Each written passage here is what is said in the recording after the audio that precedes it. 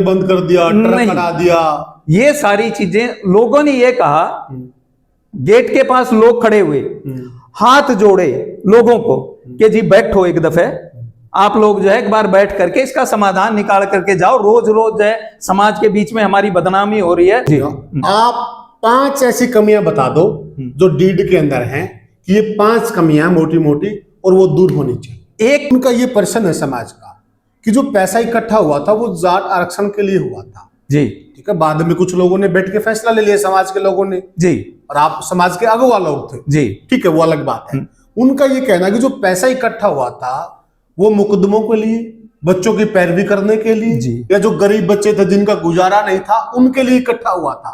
वो पैसा वहां तो लगाया नहीं आप लोगों ने, जाट सेवा संघ में क्यों लगाया? ऐसा नहीं। तो जिन बच्चों ने शहादत दी, क्या उनके परिवारों में कोई ऐसा एक भी व्यक्ति नहीं था कि उसको आप कमेटी में रखें, ट्रस्टी में भी? आप भटक गए उस उद्देश्य से।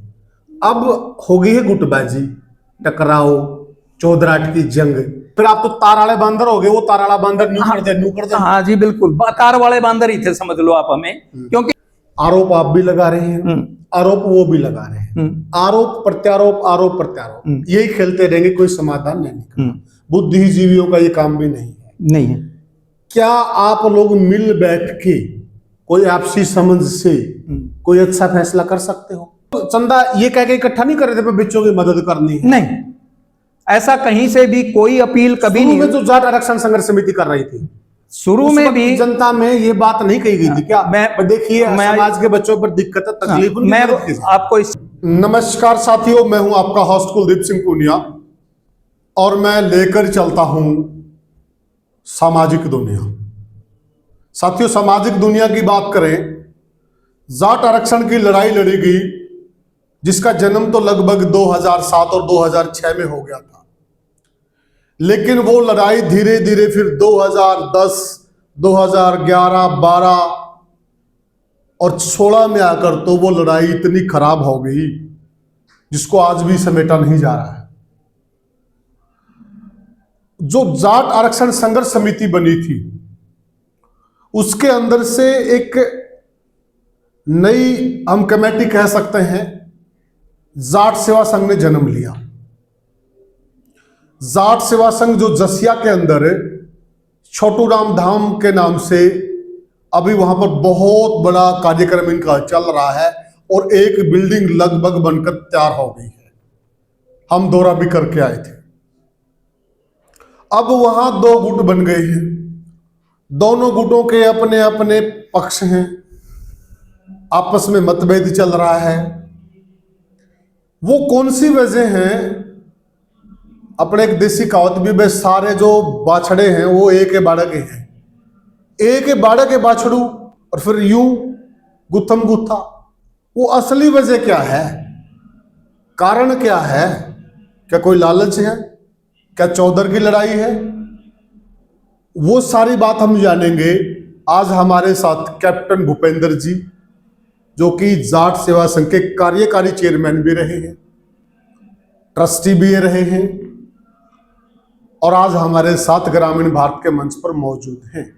सबसे पहले जागलान साहब, ग्रामीण भारत के मंच पर आपका स्वागत। आपका भी बहुत बहुत स्वागत पूनिया जी, और आपके सभी दर्शकों को मेरी तरफ से राम राम, नमस्कार जी। जागलान साहब, सबसे पहले तो आप अपने बारे में दर्शकों को ये बता दो, फिलहाल आप किस पोस्ट पे हैं? मैं अभी जो है जाट सेवा संघ का प्रदेश अध्यक्ष हूँ। मेरी नियुक्ति अभी पिछले 1 हफ्ता पहले हुई है जी। इससे पहले जो है मैं पहली योजना में, जब ये जाट सेवा संघ का निर्माण हुआ था, ये जून 2017 में मैं ट्रस्टी बना था इसका, जो है इस ट्रस्ट का जो है। हमने बड़ा एक अच्छा सपना देखा था कि समाज को उन्नत स्तर के ऊपर किस प्रकार से ले जाया जाए। जाट आरक्षण का मुद्दा बहुत लंबा चला, आपने बता दिया, और बहुत से पॉडकास्ट के अंदर ये चीजें व्याख्यान भी हो चुका है इनका कि किस किस तरीके से ये चीजें चली। सही। परंतु मैं आपको सिर्फ जो है जाट सेवा संघ और छोटूराम धाम के अंदर जो है क्या चला, किस तरीके से जो है व्यवस्था चली और किस तरीके से व्यवस्था बिगड़ी, इसके बारे में मैं आपको बताऊंगा। इसके बारे में जी। जब 2017 के अंदर ये फैसला हो गया कि भाई जो धरनों के ऊपर जो पैसा बचा है इसको हम किसी समाज हित के अंदर अगर लगा दें, तो यही फैसला लिया गया भाई कैसा कोई कोचिंग इंस्टीट्यूट बना लेते हैं जो जाट समाज के जो बच्चे सक्षम हैं, जिनमें टैलेंट है और वो जिनकी पारिवारिक हालत अच्छा, जो है। एक प्रश्न है जागलान साहब, बीच में यही प्रश्न है जी, इसी जहां अपनी टाइमिंग चल रही है, बहुत सारे लोग मुझे मिलते हैं, बहुत सारे लोग मुझे फोन भी करते हैं जी। उनका ये प्रश्न है समाज का कि जो पैसा इकट्ठा हुआ था वो जाट आरक्षण के लिए हुआ था, जी, ठीक है। बाद में कुछ लोगों ने बैठ के फैसला ले लिया, समाज के लोगों ने, जी, और आप समाज के अगुवा लोग थे, जी, ठीक है, वो अलग बात है। उनका ये कहना कि जो पैसा इकट्ठा हुआ था वो मुकदमों के लिए, बच्चों की पैरवी करने के लिए, या जो गरीब बच्चे थे जिनका गुजारा नहीं था उनके लिए इकट्ठा हुआ था। वो पैसा वहां तो लगाया नहीं आप लोगों ने, जाट सेवा संघ में क्यों लगाया? जनता का पैसा। देखो पूनिया जी, जो भी भाई अगर जो है लगातार धरनों के ऊपर आ रहे थे और जो वहां पर दान दे रहे थे, उन लोगों को बखूबी पता था कि ये जो धरने कब तक कितने लंबे चलेंगे कोई नहीं जानता, क्योंकि इनका नाम दिया गया था अनिश्चितकालीन जो है न्याय धरने जो है। इसके अंदर जो पैसा आ रहा था उन धरनों के रखरखाव के लिए और जो वहां पर भंडारे चल रहे थे उस मकसद के लिए पैसा दिया जा रहा था। इसको आरक्षण के अंदर या मुकदमों से जुड़ी हुई उसको लगाने का ऐसा कोई प्रावधान न था, न किसी से अपील की गई थी इसके बारे में कि भाई आप दान दो यहाँ पर और आपको जो है हम मुकदमों में इनके सहायक बनेंगे। चंदा ये कह के इकट्ठा नहीं कर रहे थे बच्चों की मदद करनी है, नहीं, ऐसा कहीं से भी कोई अपील कभी नहीं। में जो जाट आरक्षण संघर्ष समिति कर रही थी शुरू में भी जनता में ये बात नहीं कही गई थी क्या? मैं देखिए समाज के बच्चों पर दिक्कत तकलीफ, मैं उसके बारे में थोड़ा पीछे चलो, आपने सवाल कर दिया, मैं आपको पीछे ले जाता हूं। जून 2016 के अंदर, जून 2016 में जब धरपकड़ चल रही थी बच्चों की, हर एक के ऊपर किसी के ऊपर जो है मुकदमा, ऐसे ही किसी का नाम ले दिया, वीडियो के अंदर आ गया ये बच्चा, उसी का नाम ले लिया और उसकी गिरफ्तारी के लिए इस तरीके से जाट समाज में एक भय का माहौल था। बच्चों को, जो युवा बच्चे थे उनको ये डर सता रहा था हर टाइम, पता नहीं हमारी कब गिरफ्तारी हो जाए। तब 5 जून 2016 को उस टाइम पर जो है यशपाल मलिक आ चुके थे हरियाणा के सभी जिलों में। तो ये फैसला लिया गया कि भाई आप धरने लगाओ और जो है इन बच्चों की गिरफ्तारियां ना हो। उस टाइम पर जो धरने चले थे वो सिर्फ धरनों के रखरखाव के लिए, उस टाइम भी चंदा आया था, ऐसा नहीं कि बाद में 2017 में आया, 2016 में भी आया। हमारे पास भी लगभग जो 8 लाख के लगभग जींद के अंदर भी पैसा बचा था उस टाइम पर जो है। लेकिन एक चीज, ये कमेटियां थी, जो जिले की कमेटियां थी, उनका पहला जो है सबसे पहले जो प्रश्न उठता था हर बार की मीटिंग के अंदर, उसके बाद जब सरकार से मीटिंगें हुई, पहला तो जो गिरफ्तार बच्चे हैं उनकी रिहाई, दूसरा जो है जिनके ऊपर मुकदमे दर्ज है उनको जो है आगे गिरफ्तार ना किया जाए, ये पॉइंट उठा था सबसे पहले जो है। और वाकई में वो 2016 के जो धरने थे उन धरनों के अंदर गिरफ्तारियां रुकी भी। तो जो ये पैसा आया, सबने ये भी फैसला लिया था भाई जो बच्चे गिरफ्तार हैं उनके परिवारों को जो है, जो रोजाना आते हैं उनसे मुलाकात करते हैं, या उनके जो वहां पर अंधे बच्चे हैं उनके खाने पीने की व्यवस्था के लिए जिला कमेटियों ने अपनी तरफ से मदद की थी सबकी। अच्छा, जिला जींद के अंदर भी हमारे यहाँ पर 33 बच्चे जो है जेल के अंदर थे, उन सबको हमने 15-15 हजार रुपए उनके परिवार वालों को दिए थे, जो हमारे पास धरने पैसा आया था। और उसके बाद जब ये बात चली कि भाई होगा क्या आगे, जो ये मुकदमे दर्ज हैं, इसके अंदर जो है यशपाल मलिक जी ने एक बात कही थी, क्योंकि बहुत से वकील अपने आप को वॉलंटियर करके आ रहे थे उस टाइम पर। वो ये कह रहे थे भाई हम भी बच्चों के मुकदमे लड़ेंगे, हम फ्री में लड़ेंगे, हम कोई पैसा नहीं लेंगे। जिला स्तर के ऊपर वकीलों की भी कमेटी बनी और ये बात यशपाल मलिक की जो जब मीटिंगों के अंदर ये फैसला भी हुआ कि भाई हमें एक सामूहिक तौर पर एक वकीलों का एक ग्रुप बनाएं जो हमारे इन पूरे जो बच्चों के मुकदमे हैं उनको देखे। ये बात सहमति हुई थी सबकी। अच्छा, अब वो पैसा लेते हैं या नहीं लेते हैं, अगर लेते हैं तो उनको कुछ मदद दी जाएगी जी, वरना जो उनके कागजों का पैसा है वो देंगे। और वकीलों ने, बहुतों ने ये भी कह दिया था हम पैसा नहीं लेंगे। ये बात स्पष्ट है। आप पुराने जो है अगर वीडियोज उठा करके देखोगे उस टाइम के जो है बयानबाजी वकीलों की बहुत लोगों की आई थी जो है। तो जब ये चीजें हो गई उसके बाद गिरफ्तारियां बंद हो गई। फिर और बच्चों की जमानतें भी हो गई। जी। जब ये फैसला हुआ था, क्योंकि पानीपत के जो है उसके अंदर कृष्णलाल पंवार के साथ मीटिंग हुई थी, जो पानीपत का जो है रेस्ट हाउस था उसके अंदर, उसमें ये कह दिया था भाई ठीक है, हम आप प्रोसेस करवाओ, हम जमानत पे रोक नहीं लगाएंगे, सरकारी वकील कोई भी जो है इस पे वो नहीं बोलेगा भाई जमानत नहीं होगी। जी। अच्छा, ये बात थी जी। दूसरा एक प्रश्न ये है कि जैसे आम लोग अमूमन ये प्रश्न करते हैं, आप लोग सब इकट्ठे ही थे जी। आप भी यशपाल मलिक जी की अध्यक्षता में कह लीजिए, या हाँ जी, फाउंडर थे इसके जी। आप भी चेयरमैन रहे, कार्यकारी चेयरमैन रहे हैं, आप सभी पदाधिकारी रहे, ट्रस्टी रहे हैं, तो वह एकदम से फिर आप लोगों के बीच में दरार क्यों आ गई? मैं देखो कार्यकारी नहीं, क्योंकि उस कार्यकारी शब्द कहीं पर नहीं था, मैं आपको उसके साक्ष्य दिखाऊंगा। अच्छा। इसके बाद जी। मुझे उस टाइम तक का जो है फुल फ्लैश चेयरमैन नियुक्त किया था ट्रस्टियों ने जो। अच्छा। तो मतभेद का कारण ट्रस्टी थे उस वक्त जब आपको? उस टाइम पर जो है पहले 15 ट्रस्टी थे हरियाणा के, हरियाणा और दिल्ली यूपी के मिलाकर के टोटल 15 ट्रस्टी थे। हरियाणा के 10 थे।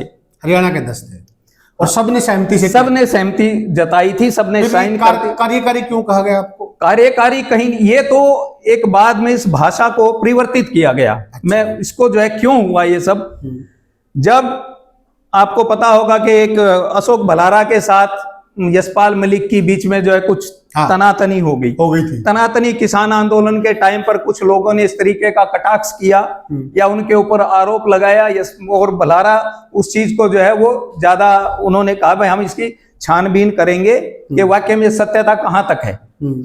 तो जब ये चीज ज्यादा बढ़ गई इस चीज के ऊपर, और यहाँ धाम पर जो है कोरोना था, फिर किसान आंदोलन चल पड़ा, जो है बहुत लंबे टाइम तक यहाँ निर्माण कार्य बंद हो गया।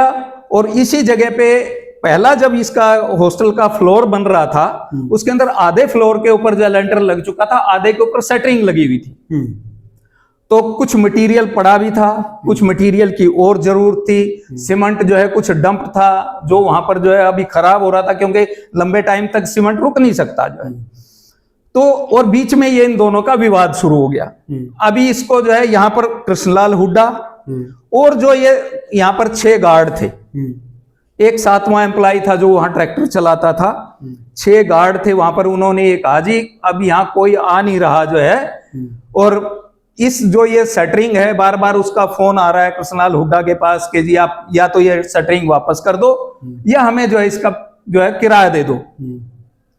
तो कृष्णलाल हुड्डा ने जो है यशपाल मलिक को फोन किया, और फोन करने के बाद जो है कि जी अब बताओ क्या करना है।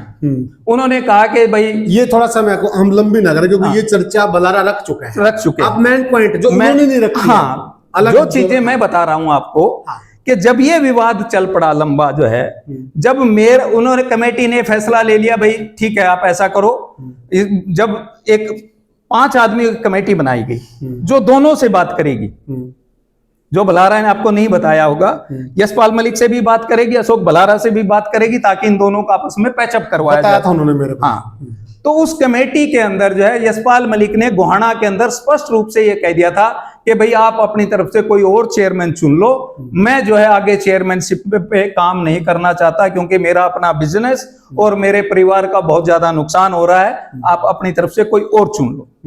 तो जिले की कमेटियों ने जो है मीटिंग बुलाई वहां पर, ये बात है जून की 2017 की, ना सॉरी 2019 की, 2019 की जो है उसके अंदर कमेटी ने मीटिंग बुलाई। मीटिंग बुलाने के बाद ये फैसला लिया गया कि भाई चेयरमैन और बना लो कोई। तो 5 आदमियों की कमेटी बनी थी, जिसके अंदर प्रताप दहिया था, आजाद लठवाल था, मैं था, ओम प्रकाश हुड्डा को भी बीच में शामिल किया गया था क्योंकि वो खाप के प्रधान होने की वजह से, और राम भगत मलिक थे हिसार से। इन लोगों ने मिलकर के सबने वो करके मेरा नाम प्रस्तावित कर दिया। प्रस्तावित होने के बाद एक जो है प्रस्ताव पास कर दिया, सभी ट्रस्टियों ने उसके ऊपर साइन कर दिए। साइन करने के बाद जब यशपाल मलिक जी को ये कहा कि जी ठीक है अब आप जो है नया चेयरमैन, आप अपना एक विधिवत रूप से एक इस्तीफा दे दो इस पद से, ताकि जो है जो नया चेयरमैन है उनको जो है जिम्मेवारी सौंप दी जाए। यशपाल मलिक ने कहा कोई बात नहीं, जो है मेरी भी बात हुई उनसे, बोला भाई कोई बात नहीं कैप्टन साहब, मैं अगले महीने जो है साइन करके दे दूंगा। अगला महीना आया, तब उन्होंने कहा यार ऐसे थोड़ी जो है वो साइन होते हैं, मैं प्रॉपर जो है आपको हैंड ओवर करूंगा। तो मैं कहा जी ठीक है, प्रॉपर हैंड ओवर करोगे तो वो कर दो। बोला नहीं अभी तक जो है कुछ तैयार नहीं है। मैं क्या तैयारी चाहिए? उन्होंने कहा अभी तक जो है लगभग इस ट्रस्ट को बने हुए 3-4 साल हो गए हैं और 4 साल में एक भी मिनट नहीं लिखी गई ट्रस्टियों की मीटिंग की। जनरल बॉडी की मीटिंग होती थी, पूरे जो है जाट आरक्षण संघर्ष समिति और जाट सेवा संघ एक साथ जो है मिलकर के मीटिंग करते थे। उसके अंदर जो है उन्होंने बोला वो कोई मिनट तो अलग से बनी नहीं। तो मैंने उनको ये कह दिया देखो जी आप चेयरमैन हैं, ये जिम्मेवारी आपकी बनती थी, आप ट्रस्टियों के साइन करवाएं और मिनट जो है अब लिखवाएं। बोला ये तो काम कृष्णलाल हुड्डा का था। मैं कहा कृष्णलाल हुड्डा को जब तक आप नहीं कहोगे कृष्णलाल हुड्डा क्यों करेगा? ये जिम्मेवारी चेयरमैन की बनती है, जो भी अपने कागज कार्रवाई है वो तो पूरी रखें कम से कम। तो जो है बोला नहीं मैं हम जो है दोबारा लिख दो। हमने पूरे इवेंट्स की डेट वाइज जो है पूरा लिख करके उनको दे दिया कि ये डेट्स हैं जिसके अंदर जो जो फैसले हुए थे, आप इनके प्रस्ताव लिखवा लो। तो प्रस्ताव भी जो है उसके बाद उसमें कृष्णलाल हुड्डा ने लिख के दे दिए। पूरा अकाउंट का पुलंदा जो है उठा करके वो पूरा जो है यशपाल मलिक को वो बोले कि आप दिल्ली भिजवा दो, वो दिल्ली भिजवा दिया गया। उसके बाद उन्होंने वो अपने पास रख लिया। रखने के बाद जो है फिर 2 अक्टूबर 2021 को एक मीटिंग बुलाई नांगलोई जाट धर्मशाला में, आपको पता है उस चीज का पहले भी। उस मीटिंग के अंदर उसने खड़ा होकर के एक शब्द बोल दिया। वहां भी उस टाइम भी 2 ग्रुप थे, आधे जो यशपाल मलिक के साथ थे, आधे जो मेरे पक्ष में थे। उस टाइम पर जब उन्होंने ये खड़ा होकर कह दिया कि मैं कमेटी को भंग करता हूं। अच्छा, आप एक बात बताइए, आप चेयरमैन हैं एक रजिस्टर्ड ट्रस्ट के, आप ट्रस्टियों को अपनी मर्जी से कैसे हटा सकते हैं? ऐसा तो कोई प्रावधान है ही नहीं। लेकिन 2 अक्टूबर 2021 से लेकर के 26 जून 2022 तक कोई भी ट्रस्टी नहीं था। ट्रस्ट तो वैसे नल एंड अवॉइड हो गया। क्या ट्रस्टी कोई है ही नहीं, कोई पद है ही नहीं, कोई पदाधिकारी नहीं है। कितने टाइम तक? लगभग अक्टूबर से लेकर 9 महीने 9 महीने तक धाम पर कोई कार्रवाई नहीं, कोई नहीं आ रहा वहां पर, ना देख रहा। ये गार्ड सिर्फ जो है वहां पर रहते थे। कृष्णलाल हुड्डा भी चले गए क्योंकि कमेटी भंग हो गई। और उसके बाद मैं भी जो है उस दिन वहां से राम राम करके आ गया था नांगलोई जाट धर्मशाला से, भाई ठीक आप अपना धाम बनाओ, मुझे कोई जो है वो ऐतराज नहीं है, ना मैं इसके बीच में कोई रोड़ा बनूंगा कि कल समाज ये कि अपने स्वार्थ के लिए लोग लड़ रहे हैं, इसलिए जो है मैं क्या मैं समाज के इस काम में मैं शामिल नहीं होऊंगा कि मैं विरोध का कारण बनूं। ये मैंने वहां पर कह करके मैं आ गया वहां से। अब हुआ क्या पुनिया साहब, वहां पर 6 गार्ड, सिर्फ उनकी जिम्मेवारी।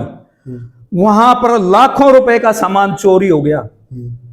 जो सरिये पड़े थे मोटे मोटे जो है वो सब वहां से धीरे धीरे गायब हो गए, क्यों कोई जिम्मेवार है ही नहीं। ठीक बात है। वहां पर आकर के कोई देख ही नहीं रहा। उसके बाद ये जो है नई कमेटी आई, वो जो है इसको 26 जून एक चीज और है जी। एक काफी लोग बोलते हैं तो जिन बच्चों ने शहादत दी, क्या उनके परिवारों में कोई ऐसा एक भी व्यक्ति नहीं था कि उसको आप कमेटी में रखें? ये लोग सोचते हैं जी, ऐसा क्यों किया गया, मैं इसका क्या कारण? हाँ देखिए, पहला जब ट्रस्ट बना, पहला ट्रस्ट बना, ये ट्रस्ट जो है आगे क्या काम करेगा, किस तरीके से चलेगा, क्योंकि पहले वाले जब मई जून के अंदर जो बात चली थी, मई में रजिस्टर्ड हो गया ये ट्रस्ट जो है, और मार्च 2017 के अंदर सरकार से फैसला आ गया।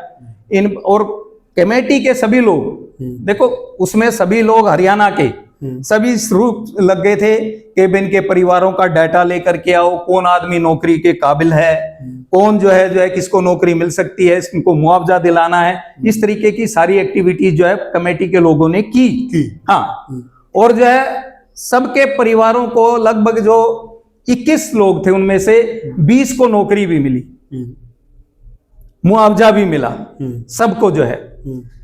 तो लेकिन उनमें से कोई भी व्यक्ति उस टाइम पर ट्रस्टी, क्योंकि 15 ही लोग चुने गए थे उस टाइम पर जो है पहला फर्स्ट टेन्योर के अंदर ट्रस्टी जो है कि आगे जब दूसरा टेन्योर आएगा उसमें यह भी फैसला हुआ था क्लियर कट कि जाट आरक्षण संघर्ष समिति का काम है लड़ाई लड़ना। कल अगर हमें आरक्षण मिल जाता है, सरकार हमें अगर आरक्षण दे देती है तो फिर जाट आरक्षण संघर्ष समिति खत्म, उसका तो कोई रोल ही नहीं रहा। लेकिन ये जाट सेवा संघ जो है ये इस धाम को आगे बढ़ाएगा और इसकी कार्यकारिणी जिला स्तर के ऊपर भी और राष्ट्रीय स्तर के ऊपर भी अलग अलग कार्यकारिणियां बनाई जाएंगी और कई जगहों पे बनी भी उस टाइम पर। जाट सेवा संघ के अलग से प्रधान बने जिला में। लेकिन इसमें एक विरोधाभास है जी। मेरा पॉडकास्ट भी है हाँ। करोदा साहब के साथ। हाँ। मैंने एक करोदा साहब के सामने प्रश्न किया था जी। करोदा साहब ने कहा कि जाट आरक्षण समिति अलग थी, आप भी कह रहे हैं जाट सेवा संघ अलग है जी। हमारे उद्देश्य अलग हैं, जाट आरक्षण संघर्ष समिति के अलग हैं, जी। आप भी यही कह रहे हैं। हाँ बिल्कुल। जब मैंने कहा था कि आप बच्चों की परवाह क्यों नहीं की, उनकी मदद क्यों नहीं की, उन्होंने ये उत्तर दे रखा आपने भी। हाँ। फिर आप लोग जब ये वर्षगांठ मनाते हैं फिर आप उन परिवारों को क्यों बुलाते हैं? ये तो एक शहीदों के सम्मान के लिए देखिए जो है, क्योंकि ये पहले से ये फैसला हुआ था कि हर साल हमारे जो समाज के शहीद हैं इनको लोग भूल ना जाएं, इस समाज के इनकी जो कुर्बानियों को लोग भूलने। उद्देश्य में ही नहीं है वो चीज, तो उद्देश्य में नहीं है क्योंकि जाट सेवा संघ का उद्देश्य अलग है, लेकिन सामाजिक नहीं। सामाजिक जो है सद्भावना उद्देश्य है आपका, शिक्षा ही नहीं। प्रधान जी ने खुद चेयरमैन साहब ने देखिए आप वो निकाल के देख सकते हैं ना, मैं देख लूंगा। इसमें जो है सिर्फ शिक्षा ही नहीं, सामाजिक सद्भाव बढ़ाना, लोगों को जागरूक करना, जो सामाजिक जो है बुराइयां हैं उनको दूर करना, ये सारी चीजें इस ट्रस्ट के जो है उसके अंदर लिखी हुई। क्या चेयरमैन साहब इन जानकारियों से अवगत नहीं थे या वो जल्दबाजी में कह गए? देखो वो उन्होंने जो है इसके बारे में शायद या तो जल्दबाजी में दे रखा है उन्होंने, क्योंकि राठी साहब मौजूद थे जी। नहीं, क्योंकि शिक्षा इसका उद्देश्य अलग है, उसका उद्देश्य अलग है। आप एक बात बताइए पुनिया जी, सिर्फ 25 एकड़ जमीन में सिर्फ एक अगर कोचिंग ही चलानी है उसके लिए 25 एकड़ की जरूरत क्या है? ठीक है बात। वो तो जो आप 2 एकड़ के अंदर एक इंस्टीट्यूट बना दो, 1 एकड़ में भी कई एकड़ में बन जाएगा कई मंजिला, और वहां पर जो आप हॉल बना करके बच्चों को शिक्षा देना शुरू कर दो। सिर्फ अकेला मकसद जो है यहाँ पर शिक्षा नहीं था, सामाजिक स्तर के ऊपर भी लोगों को जो है यहाँ पर खेती के सेमिनार भी चलाए जाएंगे, ऐसा भी प्रावधान है इसके अंदर। किसानों की जो है भाई किस तरीके से आप उन्नत खेती करें, किसान को जो है खेती को आप व्यवसाय में किस तरीके से कन्वर्ट करेंगे, ये सारी चीजें इस जो है छोटराम धाम का जो संविधान है, बाईलॉज है, ये इसके अंदर मेंशन है। हाँ, तो मतलब ये देखो अब फर्क आ गया ना बात में। अच्छी बात है कि आप ये क्लियर कर रहे हैं, क्योंकि जनता तक सारी चीजें आनी चाहिए जी। जनता जुड़ाव कब फील करेगी? जब उसके इंटरेस्ट की चीजें होंगी, क्योंकि शुरुआत इसकी जो है, क्योंकि ये एक ऐसा सत्र था जिसको हम बहुत जल्दी शुरू कर सकते थे। हॉस्टल बनाना मेन एम यही था कि सबसे पहले हम यहाँ पर कोचिंग स्टार्ट करें बच्चों की। अच्छा, एक साथ में ये है आपका उद्देश्य बड़ा अच्छा है, आप जो बता रहे हैं जनता सुन भी रही है, सभी ने बोला है, जिन जिन वक्ताओं से मेरी बात हुई है सब में ये चीज मैंने देखी कि सभी करना चाहते समाज का भलाई, पूरा कोई नहीं करना जी। फिर अब जो आप इस भटक गए उस उद्देश्य से, अब हो गई है गुटबाजी, टकराव, चौधराट की जंग। ये एक इतने अच्छे समाज को शोभा देता है। ये जंग आज की नहीं है पुनिया जी। मैं आपको बताऊं, देखो एक व्यक्ति की अपनी महत्वाकांक्षा होती है और वो महत्वाकांक्षा शायद यशपाल मलिक जी के अंदर भी है, एक चौधराट वाली। वरना अगर एक सामाजिक आदमी जो सामाजिक स्तर के ऊपर जो है इतना ऊंचा जिसका कद हो चुका था, 2017 के अंदर जो है यशपाल मलिक की एक छवि देखने के लोग तरसते थे, एकदम से इतना डिग्रेड कैसे हो गया? कोई तो कारण रहा होगा। बिल्कुल, इसमें कोई दो राय नहीं। बिना कारण के तो इतना बंदा डिग्रेड नहीं हो सकता। नहीं होता। कहीं ना कहीं तो उस व्यक्ति के व्यक्तित्व के अंदर कोई तो कमी रही होगी। बिल्कुल, जब आदमी का कोई व्यक्तित्व गिरता है तो हाँ, कोई तो कारण रहा होगा। तो वो जो कारण थे उन्होंने अपने अंदर कभी तलाशने की कोशिश नहीं की। मैं एक चीज जो उनके अंदर बहुत बड़ी कमी है, उनका इतिहास रहा कि वो लंबे समय तक किसी भी व्यक्ति को अपने साथ लेकर के नहीं चले जी। आप अपना हिसार से उदाहरण देख लीजिए। जैसे सबसे पहले कमांडेंट हवा सिंह सांगवान उनके साथ जुड़े थे हिसार के धरने के ऊपर। धर्मपाल छोत जुड़े थे कैथल से, जो प्रदेश अध्यक्ष बनाए गए। वो लोग भी उनको छोड़ करके चले गए। फिर एक बहुत लंबे टाइम तक एक कृष्ण किरमारा थे जो है वो इनके साथ रहे, 2017 तक थे, वो 2017 में इनको छोड़ करके चले गए। ऐसा क्या कारण है कि एक व्यक्ति सही है और बाकी गलत हैं? ठीक है प्रश्न आपका ये। कभी भी जो है यशपाल मलिक जी ने कभी भी दो अगर आपस में दो फिर आपको क्या लगता है, आप भी तो उनके नजदीक थे, हाँ? आपको भी तो उन्होंने चेयरमैन बनाया था, सब आप इकट्ठा ही काम करते थे, आपको वो कौन सी कमी लग रही कि ये कमी है जी इसलिए लोग अब ये बताइए जा रहे हैं? हाँ, ये जब उन्होंने ये कह दिया कि मैं चेयरमैन बनना नहीं, अब मैं छोड़ रहा हूं, किसी और को बना दो, तो जब मेरा नाम प्रस्तावित किया गया तो मुझे उनके अंदर कुछ बदलाव महसूस हुआ था कि वो व्यक्ति कोऑपरेटिव नहीं है। अच्छा, हाँ बिल्कुल भी। उससे पहले आप कितने सालों से जानते थे एक दूसरे को? 2016 में जो है मैं इनके साथ जुड़ा था, क्योंकि 2016 का जो आंदोलन चला, जो फरवरी के अंदर, वो लगभग खापों ने चलाया था। सब जगहों पे जो धरने लगे थे, जिस जिस खाप के एरिया में वो जगह थी, तो लोगों ने वहां पर जो है रोड ब्लॉक लगाए थे। लेकिन उसके बाद मार्च 2016 के अंदर जो है जिला जींद के अंदर एक कमेटी की मीटिंग होती है यशपाल मलिक ग्रुप की। मैंने तब जो है इस ग्रुप को ज्वाइन किया था मार्च 2016 में। हाँ, तब मैं जिले का प्रधान बना था, जिला जींद का जो है। अच्छा, तब से मैं उससे पहले आप जो 2010 की लड़ाई थी जो नहीं, मैं फौज में था। मैं 2012 में रिटायर होकर के आया और 2012 के बाद जो है मैं 3-4 साल अपने सामाजिक कामों में गांव में ही रहा। लेकिन ये आरक्षण की लड़ाई में मैं 2016 में आया था। तो उस व्यक्ति ने जो है, जब ये हो गया कि भाई 17 में बिखराव हो गया आपका, 17 में बिखराव हो गया, एक ही साल साथ रहे? नहीं, 17 में नहीं, और 2021 में। 21 में? 17 में तो हम लोग सभी साथ थे आप? 17 में कोई वो नहीं था। अच्छा। कहीं कोई विरोध वो नहीं था, लेकिन उनके व्यक्तित्व में एक कमी है। यदि आप उनकी बात को जो है अगर काट दोगे, ये कह दिया कि नहीं ये प्रस्ताव जो आप बता रहे हो ये सही नहीं है, इसको इस तरीके से कर लो, तो वो उसी टाइम जो है उस चीज के ऊपर कांटा लगा देते। ना सुनना पसंद नहीं, बिल्कुल नहीं। अच्छा, ये उनकी जो है व्यक्तित्व है ये। अच्छा, कि वो ना नहीं सुनते, किसी भी व्यक्ति की सलाह नहीं सुनते वो। अच्छा, जितनी भी मीटिंगें होती थी, प्रस्ताव पहले से जो है गाजियाबाद से पास होकर के आता था, पूरे प्रिंट आउट जो है प्रिंट होकर के वहां से यहां आते थे। उसके बाद लोगों में आकर के सिर्फ यस करवाई जाती थी कि भाई आज का एजेंडा ये है, सबको मंजूर है कि नहीं है। तो फिर आप लोग क्या करते थे, क्यों आप यस करते थे? क्योंकि उसका समाज के सिरमौर आदमी है, समाज में आपको ड्यूटी दे रखी, इसमें तो आप दोषी हैं। हम भी नहीं, देखो हुआ क्या, आप हाथ खड़ा करोगे दोषी आप भी तो हैं। हम भी हैं, लेकिन उसमें बुनियादी भी थे। हाँ बिल्कुल। लेकिन हुआ क्या कि वो प्रस्ताव कुछ ऐसे थे जो उस टाइम पर जरूरी नहीं थे करने, होते थे, क्योंकि अगर संगठन को आगे बढ़ाना है किस तरीके से, क्यों आप लोगों के साइन पावर थी, क्यों करते थे? अभी तक जो है कभी भी एक भी जो है 2017 से लेकर के और 2 अक्टूबर 2021 तक अगर एक भी ट्रस्ट की मीटिंग हुई हो जहां पर ये कह देंगे यहां पर साइन है ट्रस्टियों के, एक भी ट्रस्ट की मीटिंग, जबकि बाइला कहता है कि नहीं कहीं पर, क्योंकि प्रस्ताव वर्बली पास होते थे, सिर्फ हाजिरी लगती थी कौन कौन आदमी यहां पर आज आए हैं मीटिंग के अंदर। प्रस्ताव के ऊपर ये बातें आपने समाज को क्यों नहीं बताई आकर बार? क्योंकि ऐसे हो रहा है, कल को आप हमें दोषी मानोगे, हमारे बूते से बात बाहर है और ऐसे ऐसे हो रहा है, तो आप समाज की नजर में आगे साफ क्यों नहीं हुए? उस टाइम पर ऐसा मतलब कोई समाज विरोधी ऐसा कोई काम नहीं था, लेकिन जो ट्रस्ट की एक्टिविटी जिस तरीके से चलनी चाहिए थी, जो ये, क्योंकि सबसे बड़ी चीज क्या थी, पैसा। कि पहले तो जमीन खरीदी, जमीन में अब जो जितने भी धरनों के ऊपर पैसे आए उतना तो पैसा था नहीं हमारे पास। उसके बाद हर बार जब भी मीटिंग होती थी सिर्फ एक ही सवाल किया जाता था कि भाई इस बार जो है आप पैसा लेकर के आओ। हर जिले को कभी 2 लाख लगा दिया, कभी 3 लाख, कभी 4 लाख, ताकि जो है सबसे बड़ा समस्या थी कि जो है जमीन वालों की पेमेंट करनी होती थी, वो लोग तगाचा कर रहे थे कि भाई हमारी पेमेंट दो। वो पेमेंटें भी गई, लेकिन हुआ क्या, मैं ये बता रहा हूं कि मैं गबन का किसी पे आरोप नहीं लगा रहा इसके ऊपर, लेकिन पहली जो योजना रही उसके अंदर पैसे का दुरुपयोग बहुत हुआ है।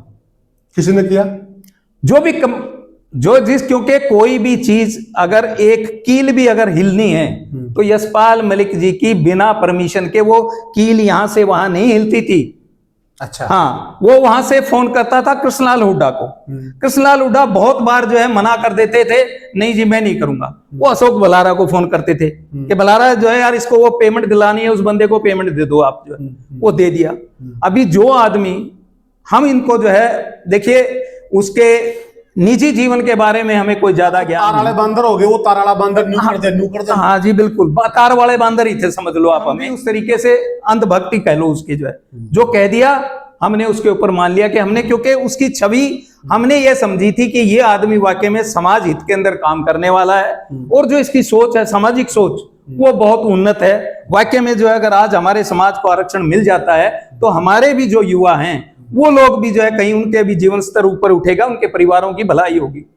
परंतु इसके पीछे की जो मंशा थी वो स्पष्ट, वो बहुत बाद में हुई है उस चीज की, जो है क्योंकि जितनी भी दफे इसके बारे में हमने चर्चाएं की कि इसके बैकग्राउंड क्या है, इसका हमें नहीं पता। लोग कहते थे ये बिल्डर है, जो भी है, क्योंकि इसका फैमिली बैकग्राउंड ना हमने जानने की कोशिश की। हम सिर्फ जुड़ाव था हमारी उनकी विचारधारा से, पर जरूरी भी नहीं समझते। हाँ, जरूरी भी नहीं समझते कि उसके निजी जीवन में क्या है, हमने क्या लेना, प्राइवेट और झांकना भी नहीं चाहिए। लेकिन यहां पर जो चीज हुई, मुझे उनके अंदर दूरदर्शिता इसलिए नहीं लगी। जो ये जमीन खरीदी गई, अगर वो बिल्डर है, सबसे पहले वो आंकलन करता है कि जो जगह हम खरीद रहे हैं और जिस मकसद के लिए खरीदी जा रही है, क्या ये उस पर खरी उतरेगी, जमीन पूरा करेगी उस मकसद को। जिस जगह पे आज धाम बन रहा है पूनिया जी, इसके नीचे 4.5 फुट से नीचे जो चोआ है, वाटर लेवल ऊपर है। तो यहाँ कई इतनी बड़ी बिल्डिंग कैसे बनाओगे आप? इतना बड़ा धाम जो है, जितना जब ये एक हॉस्टल बन रहा है, उसमें तो वो ये कह रहे हैं कि जमीन के लिए हमने हिसार डिस्ट्रिक्ट को भी बोला था, जिंद डिस्ट्रिक्ट को भी बोला था, ठीक है। जिंद डिस्ट्रिक्ट का जिला प्रधान भी इस्तीफा दे गया, हिसार का जिला प्रधान भी इस्तीफा दे गया। जसिया के बच्चे तेज थे, उन्होंने मेहनत करके ये जमीन उपलब्ध करा दी। इस प्रकार से मैंने प्रश्न पूछा था, पॉडकास्ट में भी है, इस प्रकार से ये जमीन आ गई। लेकिन आप एक बात बताइए, जिस मकसद के लिए हम वो जमीन खरीद रहे हैं, अगर वो मकसद पूरा नहीं कर रही वो जमीन, या उसके ऊपर जरूरत से ज्यादा अगर लागत लगने वाली है, ये वाजिब सवाल है आपका। अगर वो जरूरत से ज्यादा अगर उसके अंदर जो है लागत लगने वाली है, हम इस जमीन को अवॉइड कर दें, कहीं दूसरी जगह और देख लेते हैं। क्या उन्होंने अकेले ने फैसला कर दिया कि यही ले लो? पहले इस चीज के मैं ये कह रहा हूं कि अगर हमें, और लोग भी तो होंगे ना, सभी थे, सभी थे, मैं उनको अकेले लेकिन लीडरशिप जिस आदमी की होती है, वो आदमी अपनी जिम्मेवारी से नहीं भाग सकता। सबसे पहले जिम्मेवारी उस व्यक्ति की होती है और उसको लेनी भी चाहिए। जो जितना अभी जो ग्राउंड बिल्डिंग बनी हुई है, इसके ग्राउंड फ्लोर के अंदर, इसकी जो फाउंडेशन के अंदर जितना सरिया लगा हुआ है लोहा, उतने में एक और हॉस्टल तैयार हो जाता। इतना सरिया इसके अंदर नीचे लगा। ये ठीक बात है। जमीन का चुनाव तो हमेशा दूरदर्शी सोच, अगर आप वो काम करना जा रहे हैं और आपको जो इस चीज की जरूरत है, तो वो पहले देखनी चाहिए थी। लेकिन वो बाद में बोला भाई चलो अब तो ले ही गई, अब क्या करेंगे, बयाना भी हो गया, सारी चीजें हो गई और जमीन मिल गई, निर्माण कार्य शुरू हो गया इसके ऊपर जो है। लेकिन इसका एक्सपेंस कितना बढ़ा, ये चीज तो सोचने वाली है ना। अच्छा, एक मुख्य सवाल था जी, बोलिए। देखिए, आरोप आप भी लगा रहे हैं, आरोप वो भी लगा रहे हैं, आरोप प्रत्यारोप यही खेलते रहेंगे, कोई समाधान नहीं निकला। बुद्धिजीवियों का ये काम भी नहीं है। क्या आप लोग मिल बैठ के कोई आपसी समझ से कोई अच्छा फैसला कर सकते हो? जब इसी चीज के लिए बहुत एक हमें सामाजिक स्तर के ऊपर गए, हम लोग जो है जिस परिप्रेक्ष्य में हम लोग रह रहे हैं, वहां पर जो है हमारी एक व्यवस्था है। अगर दो परिवार का आपस में कोई झगड़ा है तो गांव के बुद्धिजीवी लोग बैठ करके उसका समाधान निकालते हैं। हम जिस स्टेट के अंदर रह रहे हैं, हमारी ये परंपराएं हैं। अगर ग्राम स्तर के ऊपर उसका समाधान नहीं होता तो हम खाप स्तर पे जाते हैं। एक खाप नहीं कर पाती तो हम जो है आसपास की सभी खापों को एकत्रित करके उसके ऊपर उसका समाधान निकालते हैं, बशर्ते के वो आदमी समाधान करवाने के का इच्छुक हो। ठीक बात है। दो समय होते हैं, या तो वो आदमी तब समझौता करता है उसकी गर्दन के ऊपर मरोड़ा लग जाए, या वो आदमी चलो दिल से जो है ये चाहता है यार ये झमेला मिट जाए तो अच्छी बात है। लेकिन मुझे इसके अंदर जो है वो चीज लगी नहीं। अच्छा, इसमें भी दो बातें हैं। एक तो होता है हा हुल्ला आजकल हम देखते हैं हा हुल्ला हो जाता है। हिसार में भी एक खाप पंचायत थी, जी जी, ठीक, खाप में ही बुला रखी थी। हाँ बिल्कुल, आप मौजूद थे वहां? जी जी, हा हुल्ला हुआ ना? हुआ हुआ। हुआ। और कोई नहीं किया ना, हा हुल्ला करने वाले दूसरे ग्रुप के थे या आपके ग्रुप के? जी जी जी, किसी के माथे पे नहीं लिखा ना ना कोई, लेकिन हा हुल्ला हुआ। अगर 7 तारीख वाली मीटिंग में भी इसी प्रकार से हा हुल्ला होता है, हाँ, तो क्या उस हा हुल्ले में फैसला हो सकता है? नहीं होगा। लेकिन ऐसा वहां यहाँ पर नहीं होगा। ये जो है कारण, मतलब देखो वो क्या था, वो एक किसी भी जिम्मेवार लोगों की मीटिंग दो ग्रुपों की थी। यहाँ पर मान लिया अगर हम अपने एक मीटिंग करने के लिए आए हैं, किसी को कोई अंदेशा नहीं था कि दूसरा ग्रुप यहाँ पर आएगा। सही चीज तो ये थी कि उस चीज को बैठ करके आप समाधान निकालो। यहाँ पर जो है जब धाम के अंदर जब व्यवस्था थी, वहां पर क्यों नहीं फैसला करवाए? धाम की मीटिंग के लिए बोला जा रहा है। पीछे भी आपकी मीटिंग हुई थी 6 दिसंबर को हुई थी क्या? जी 6 दिसंबर को। उसमें भी कह रहे हैं कि हा हुल्ला हुआ था, ठीक है। अब मुझे नहीं पता सच्चाई के दिन मैं मौजूद नहीं, हाँ, ठीक है, मैं किसी का पक्ष नहीं ले रहा जी। वहां उन्होंने कहा कि हमारे आगे गाड़ी अड़वा दी, ट्रक अड़ा दिया था, ये कर दिया था, वो कर दिया। उनकी तरफ से कुछ ऐसी बातें आई हैं। अब सच्चाई आपको मालूम है क्या? अगर वहां ऐसी कोई हा हुल्ला हो, जो कि मेरी जसवीर जसिया से बात हुई थी, वो तो कह रहा था जी हम तो बार बार रिक्वेस्ट करते रहे कि नहीं होने देंगे, चिंता ना करो।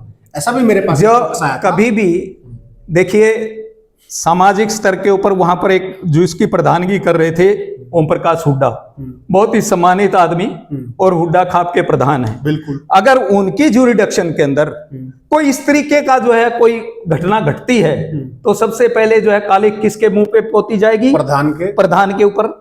वो कभी चाहेगा कि इस तरीके की कोई बात हो यहाँ पर?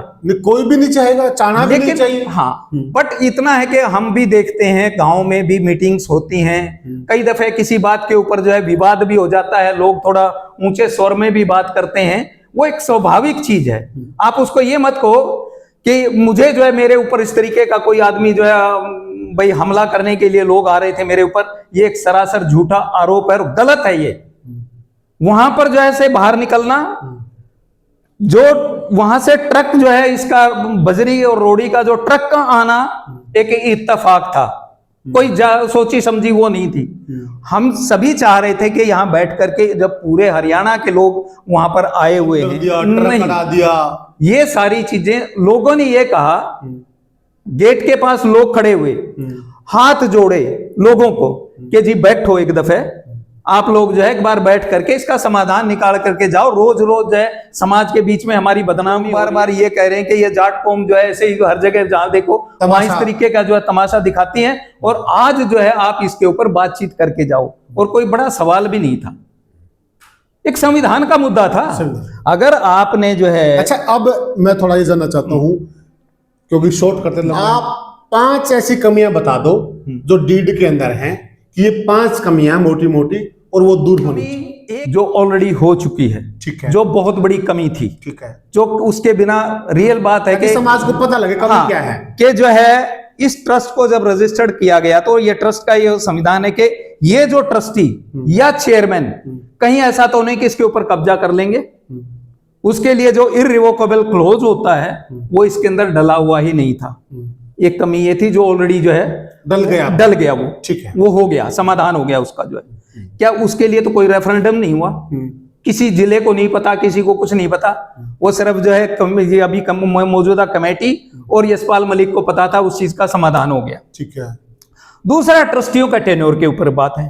ओके, टेन्योर जो है आपने ये लिख दिया कि 5 साल का कार्यकाल होगा, लेकिन यदि ट्रस्टी चाहें तो इस कार्यकाल को बढ़ाया जा सकता है अपनी मर्जी से, अपनी मर्जी से, ठीक है। उसके लिए कोई और नहीं, ट्रस्टी तो चाहेंगे ही जो है। अगर कभी इस बदनीयती के लोग अगर ट्रस्टी बन जाते हैं और उनके मन में इस तरीके की कोई धारणा आ जाती है तो 5 साल की बजाय 50 साल भी लिख देंगे उसके अंदर। ठीक है, आपका वाजिब पॉइंट है। तीसरी चीज, कोई भी ट्रस्टी, ये पब्लिक ट्रस्ट है। अगर आपका निजी ट्रस्ट है, आपने जितने ट्रस्टी बना दिए उतने ही उसके ऊपर फैसला लेंगे, लेकिन पब्लिक ट्रस्ट के अंदर एक जो है जनरल बॉडी का होना बहुत जरूरी है जो उसका फैसला लेगी। इसके लिए ये कहा जाता है, मेरी कईयों से बात हुई, general body Hisar Jat section संस्थान में है, बड़ी मुश्किल से चुनाव हुए थे पीछे कई साल बाद, जुत्तम पूजा रहती है। जनरल बॉडी हमारी कई धर्मशालाओं में है, वहां भी जुत्तम पूजा रहती है, और कई जगह आपको पता है, एक नांगलोई धर्मशाला का भी मुझे कोई उदाहरण दे रहा था, एक फतेहाबाद का भी मुझे कोई उदाहरण दे रहा था। अगर जनरल बॉडी ये हैं, जी। एग्जाम्पल हैं, उनका कहना ये भाई हमने जो रखा था वो इसलिए नहीं रखा कि भाई जब मेंबर बन जाते हैं तो एक राजनीतिक अखाड़ा बन जाता है। क्या ये सही है? आप एक बात बताइए, अगर आप फिर ट्रस्टियों का चुनाव कैसे होगा?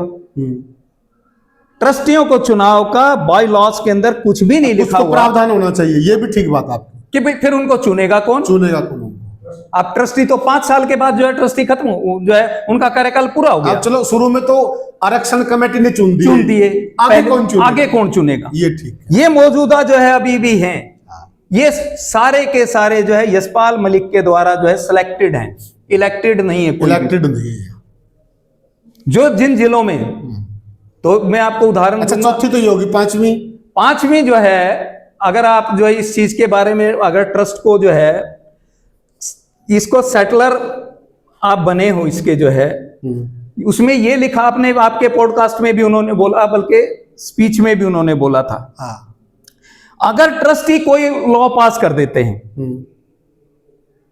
भाई हमने एक कोई भी चीज के ऊपर फैसला ले लिया कि भाई ये नियम इस तरीके से नहीं, इस तरीके से होना चाहिए, लेकिन ट्रस्टियों का वो नियम तब तक पारित नहीं हो सकता जब तक यशपाल मलिक सेटलर उसके ऊपर साइन नहीं कर देता। ऐसा है? हाँ, आपके भी पॉडकास्ट में बोला है उन्होंने। अच्छा। कि बिना मेरे साइन के वो कानून में बदलाव, उस नियम के अंदर बदलाव नहीं हो सकता। तो फिर ट्रस्टियों के ऊपर पावर का कहां पावर है उनके पास? वो तो एक जो है, नहीं, मान लिया जैसे आप लोगों ने कोई प्रस्ताव पास कर दिया जी, तो वो उसके लिए बाध्य नहीं है क्या सेटलर? नो, अगर आप लोगों ने अगर बाध्य होते तो फिर 6 तारीख को सारे फैसले हो जाते, उसमें कोई दिक्कत ही नहीं थी किसी भी किस्म की। कितने ट्रस्टी आपके फेवर में है? अभी जो है 6 ट्रस्टी हैं। अभी यही चीज मैं आपको एक इसके बारे में बताऊं थोड़ा सा। वो बहुमत तो नहीं हुआ ना? बहुमत नहीं है। मैं वो नहीं कह रहा मैं कि हमारी जो मान्य है वो मांग मानी जाए, लेकिन मैं एक जनरल बात कर रहा हूं कि अगर ट्रस्टियों के द्वारा पारित प्रस्ताव वो सब बहुमत से पास कर देते हैं और सेटलर उस पर साइन करने के लिए मना कर देता है, तो ऐसा तो कोई नियम ही नहीं है कि वो उसके बाद कैसे लागू होगा वो नियम। ये एक व्याख्यान होना चाहिए। हाँ, ये तो बाइला के अंदर कहीं लिखा हुआ नहीं है। फिर जो है दोहरी नीति क्यों?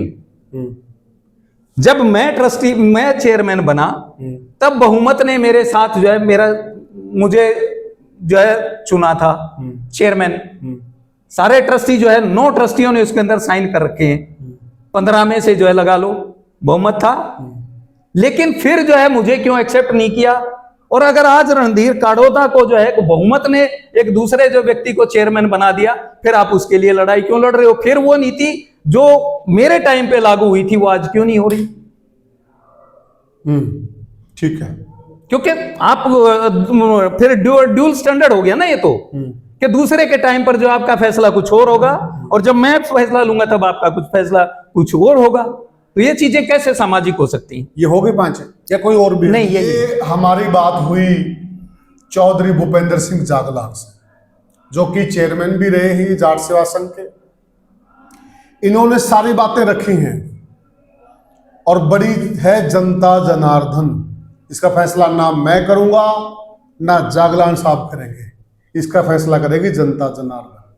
आप हैं जनता जनार्दन, और मेरी भी विनती है आपसे कि देखिए कुछ भी है, ये हमारी कौम का मसला है, हमारा अपना मसला है, और इसको इस प्रकार से मिल बैठकर सुलझा लिया जाए। अपने एक कहावत हो है कि लाठी टूटे न बस न फूटे, तो क्या वो उचित नहीं होगा? मसला भी सुलझ जाए और सही रूप में सुलझ जाए और कौम की बदनामी भी ना हो। बहुत सारे लोग भाई हमारे ऊपर सवाल भी उठा रहे हैं कि ये चीज़ें बाहर आने की नहीं थी जो अब आ रही हैं, और मुझे भी कोई शौक नहीं, किसी भाई को ये बहम हो कि हमें शौक है, लेकिन ये चीज़ें आ गई हैं बाहर। क्योंकि जो यहाँ पे 6 तारीख को हंगामा हुआ, उसके बाद हिसार के धर्मशाला में हंगामा हुआ, उससे पहले भी ये मीडिया में चीज़ें आ चुकी हैं जागलान साहब, आ चुकी हैं। और आप क्या चाहते हो?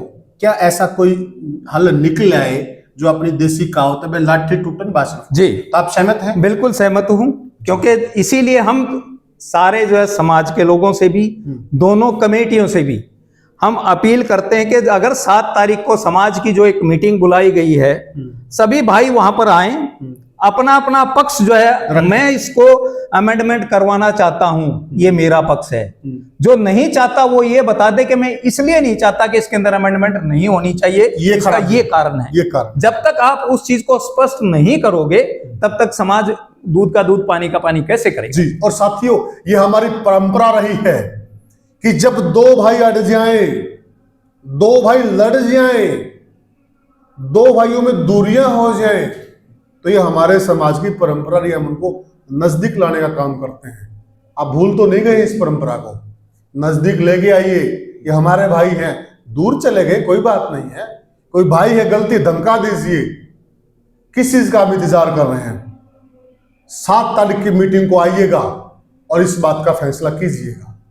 तो साथियों, ये हमारा पॉडकास्ट था। आपको हमारा पॉडकास्ट कैसा लगा हमें कमेंट सेक्शन में जरूर बताइएगा।